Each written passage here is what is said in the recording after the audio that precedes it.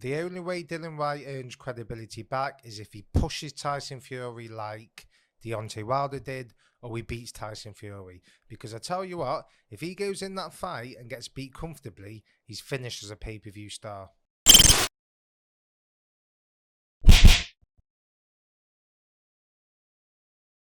Welcome to Fight Club 24/7. My name's Johnny Rashman. Right, let's get straight into it. Dillian Whyte, he signed the contract, hasn't he? As I mentioned in my video yesterday, although I did say I have concerns about him signing, I did ultimately point out that he will sign the contract 2 minutes before the deadline because you'll be advised to. It's a smart move. It's mind games and all this, blah, blah, blah. I'll tell you what, though. For me, he's lost all credibility with boxing fans. He really has. I think it's been a PR disaster, the whole thing. I think Eddie Hearn's involvement with this is very simple. It's just he's thrown his toys out the pram. Both of them have, because they didn't get what they want. They think they're entitled to things. And I think that's what's annoying boxing fans. Eddie Hearn loves to preach about how he's never bitter and people are bitter towards him. And he's a big one for saying, I want people to do well. I want people to do well. Well, where are you? Where's the congratulations for Dillian Whyte getting the biggest purse of his career? Where's the acknowledgement? Now, we all know it's glaringly obvious, right, that he's not going to promote the show, Eddie Hearn. It's not his show. We understand that. But you can write a statement on their social media, or you could acknowledge that the fight was happening. Anything. The only time Eddie Hearn mentioned it was when an MMA reporter asked him 5 days later. And I think what sets me apart is I'll criticise someone when I think they need criticising, and I'll praise them when I think they need praising. I'm a big fan of Eddie Hearn, but he's had a nightmare with this. He's thrown his toys out the pram. I think it's not a good look. It's not a good look at all by him advising Dillian Whyte, or him. I mean, he's even said that himself, where he said, oh, it'd be funny if you didn't promote it. How's that funny? How's that funny, mate? You're only hurting the fans. Let me tell you something. Do you know who pays the purse? It's not Eddie Hearn, not Frank Warren, not the broadcaster. It's the fans. Because if the fans don't purchase a ticket, don't purchase a pay-per-view event, don't like your content on social media, or don't follow you on social media, or don't view your content, there's no purses there. There's no demand. No one's going to, a broadcaster isn't going to pay you, or a promoter isn't going to pay you. So by not promoting the show is only hurting the fans, right? And I think it's a terrible move by Eddie Hearn to suggest that, to be quite honest with you. Because where does it go then from boxing? What do we have now? If it will come back around where Eddie Hearn will want a Frank Warren fighter. Could be Anthony Yard. What happens if he says, oh, I'm not going to promote this, not my show? Then what? What have we got with boxing? I won't pay fighters. I won't pay any fighters or any promoters that refuse to cooperate with media. Right? Eddie Hearn, okay, it's not his show, fine. Dillian Whyte, if he doesn't want to promote this show, I'd dock a certain amount of his wages, because it's unacceptable. It's the fans that you're hurting. And you might think I'm being harsh. I mean, I am a fan of Dillian Whyte, but for me, all the good work he's done the last few years has gone. It's been tainted. It's been a PR disaster, this, from the first minute to the last minute.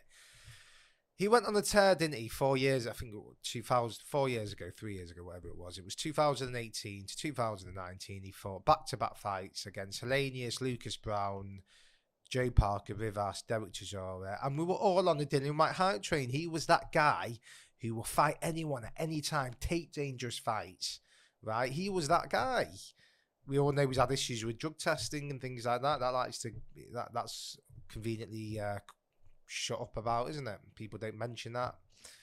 It is what it is with that. We're still not seeing the B sample for that Rivers issue. But look, I'll give him the benefit of the doubt. Now, everything's been lost, right? The good work has been lost, because we all brought into Dillian Whyte because, like I said, he was that guy who will fight anyone, who'll get in your face, who'll make it ugly. He's a street kid. He's had an unbelievable story. He was a father when he was young, I think when he was 12. You know, had no money. He's come up boxing the hard way. We all came into that story. We were all in. We all brought that story, and we were on the Dillian Whyte hype train. And now, I don't know what he sees looking back at him. I think he thinks he's Floyd Mayweather or Canelo. I mean, I don't know. I mean, we're in the middle of a pandemic, right? Fighters, I know fighters who have to pay to fight. We don't want to hear you moaning because you're not getting 10 million, you're only getting 8 million, or you're only getting 6 million instead of 8 million. We don't want to hear that. Is it fair what's happened with the WBC? No, it's not fair, right? He should be entitled to 45% of the split as an interim champion, and as a mandatory, it's 30%. The 80-20% has just been plucked out of thin air, right? Not a good look from the WBC, but we all know the issues they have. But let me talk facts here. If he was fighting someone else, I don't know, Trevor Bryan or someone else was a world champion, Joe Parker, whatever, just call it that they were world champion and went to purse bids. 50% of a fight against Joe Parker is nowhere near the money you'd get for 20% of a fight with Tyson Fury. You're being offered to fight in a football stadium, right, which you've turned down before, by the way. You didn't want to fight AJ again. Apparently there was rumblings he wasn't happy with the terms and the rematch clause with that, so he turned that down, right? So he's being offered millions to fight in a football stadium against an undefeated heavyweight champion, an icon of the world for the WBC belt, and you're doing everything you can to moan and not promote the fight, and you think you're entitled. I'm entitled to this. I'm entitled to that. Let me tell you something, mate. You know what you're entitled to as a challenger? You're entitled to nothing, right? That's the cold, hard facts. You're a challenger. You're not a champion. You got beat 2 fights ago by Povetkin. Right? And let me talk, and people can say, oh, he won the rematch. That rematch, I wouldn't have paid Povetkin. Came in like a fat slob, right? It was his last fight, just wanted a payday. And I don't believe in that. Now, I'm all for the fighters and the fans, right? But I don't believe in any line of work. Turning up, right? Not doing your job and getting paid. Just turning up in a boxing ring isn't enough. Because you know who's paying your purse? As I mentioned before, the fans. Someone's paying for a pay-per-view. You know, it could be someone's first event. I know that was in Malta due to the pandemic, but people are paying to watch you fight. So it's not good enough for you just to turn up. I'm not a believer that a fighter can turn up and just take millions of pounds and then go home again. I don't believe in that, right? And that's what Povetkin did. It was a disgrace, that second fight. And look what happened. He retired straight after. He was 40-odd years old. He had no injury, probably didn't train a day in his life for it. Right, so we want to talk facts. He got beat by Povetkin 2 fights ago, and he beat Povetkin in the rematch, right? And he's still saying he wants 45%.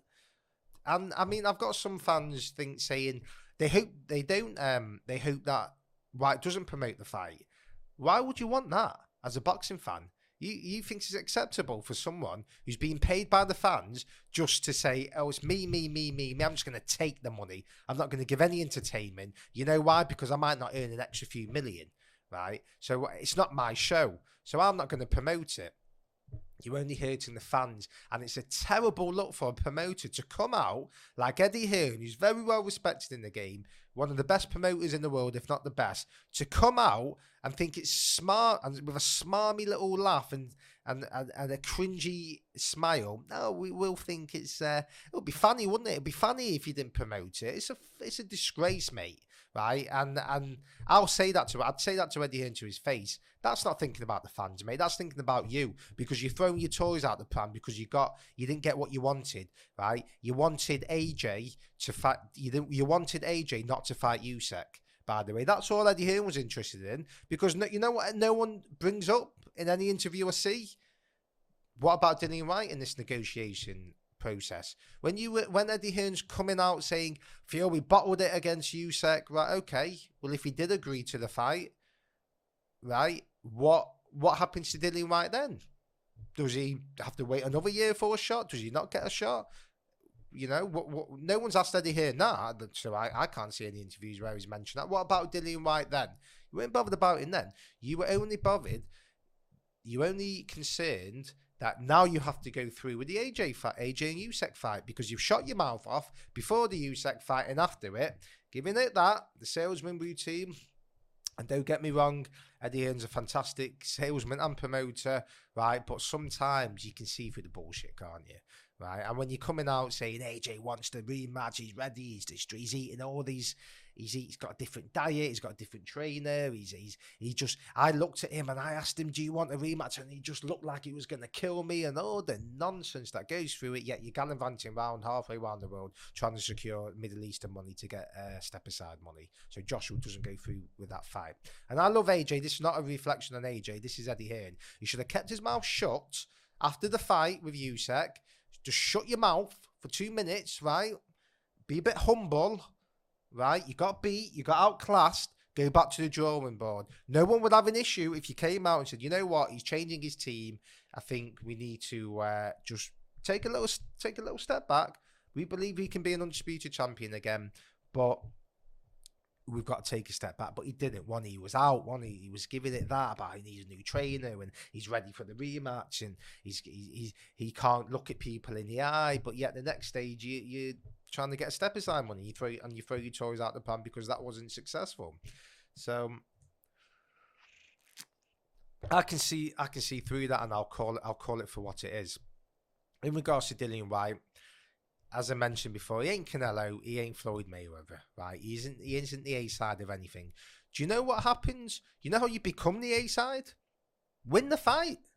Back yourself to win the fight. Stop trying to scrimp and claws and make noise and annoy people and trying to get this money and that money and that money. It is what it is. It's been decided, right? You've been given 20%, right, which is millions of pounds. Take the fight, win the fight, and guess what? You can demand what you want. Like Floyd did with Oscar, like Tyson Fury did against Vladimir. He went to his own backyard and backed himself to win that fight, right? And then he can demand what he wanted. Against Deontay Wilder, he wouldn't have been the A side on that. What did he do? Every demand, he took it. He took it. He took the demands, the money, everything. Because you know why? Even out of shape and not being inactive, and then you're having a few warm-up fights, but not fighting proper fighters, contenders for 3 years. He backed himself to win. He didn't moan. He didn't try and scrimp every bit of money. He didn't say, well, I'm undefeated champion and I deserve this, this, and this. He said, you know what? I'm going to take the fight and I back myself. And then when I win, I can demand things, which is why he can. He's in this position, Tyson Fury. People say he can't sell tickets and he can't gross £1 million in pay-per-view sales or whatever it is. Let me tell you something. His profile's gone up and up and up, Tyson Fury. So since that last Wilder fight, which was a fight of the decade against one of the most fearsome punchers in the world, do you not remember watching that fight? What a fight that was. So his profile's gone even more higher. Where's Dillian Whyte's profile? What's he done in 3 years? He's living off the of that run he did 3 years ago. That's gone. And he's lost credibility with boxing fans. And as I mentioned at the beginning of this program, he has to push Tyson Fury like Deontay Wilder did, win the fight, because if he gets taken out or he gets beaten comfortably, which could happen, by the way, I think it's a dangerous fight for Fury, but won't be surprised if Fury just score him. If that happens, he's absolutely finished as a pay-per-view star. And in regards to promotion, you're not only hurting the fans, you're hurting yourself, because if you promote this properly, right, and you claim that you'll fight anyone, you're not scared of anyone, you're this, you're that, you're a bad man, and all this, right, and you were the Dillian Whyte of 3-4 years ago who didn't care about anything, who was that guy. Guess what? Even if you lose in a close fight, your profile's still built up, because the magnitude of this fight isn't just the case of, the promoters, I'm not putting money in the promoters' pockets. That's just small-minded. That's being small-minded. Who's advising him to be quiet on the promotion? It's absolutely shocking. I can't believe that Eddie Hearn, I'll have to say it's Eddie Hearn, I don't know how much he is involved, but just by the fact he has said it on interviews that, it'd be funny if he didn't promote the fight. You what, mate? As a promoter, you're advising a fighter not to promote a fight, the biggest fight he's ever going to be in, for the biggest amount of money. I can't understand that, to be quite honest with you. I think it's a bad look for boxing. You might think I'm being harsh and right. I do like Dillian Whyte, but I have to call this what it is, because I've had enough of it. Right? I've had an absolute enough of it. At this point, I don't care if you don't fight, mate. If I don't see the fight, I'm not really that bothered. It's not a fight. It's not a Pacquiao Mayweather. It's not a Bud Spence, is it? I'm really not that bothered. If you don't want to fight, mate, don't fight. Let me know what you think. Do you think I'm being harsh? Do you think I'm right? Has Dillian Whyte lost credibility? Do you think he was right to push it to the last minute? Like, subscribe, and I'll see you soon.